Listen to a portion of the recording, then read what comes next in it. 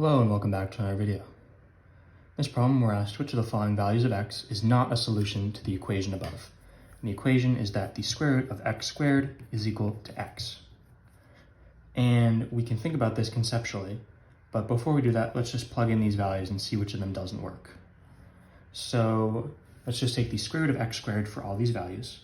So that's going to be the square root of -4 squared for a. For b, that's going to be the square root of 0 squared. For c, that's going to be the square root of 1 squared. And for d, that's going to be the square root of 3 squared. -4 squared is 16, so this is the square root of 16. 0 squared is 0, so this is the square root of 0. 1 squared is 1, so this is the square root of 1. And 3 squared is 9, so this is the square root of 3, or the square root of 9. The square root of 16 is 4.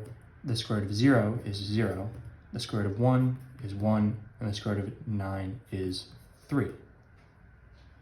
So now, which of these is not equal to x? Well, in this case, x was -4, so these are not equal.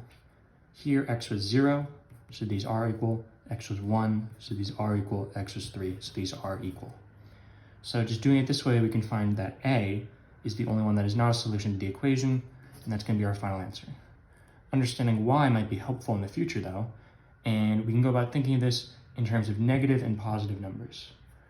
If x is greater than or equal to 0, then this will be true. If x is less than 0, it will not be true, right? Because if you have the square root of a squared, and a is a negative number, then a squared is going to be a positive number, right? Where if you have -4 here, squared, that squared is a positive number 16. And the square root of a positive number is a positive number.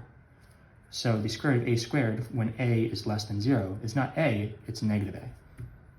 So it's a completely different equation, right, where it's equal to negative a instead of a, or negative x instead of x when we're dealing with x's, but I was just using the example of a right there.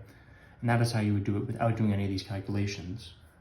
You would find that your answer is -4 because it's the only negative number, right? 0 or any positive number works, and you get A as your final answer. As always, thank you for liking and subscribing, and I'll see you in the next video.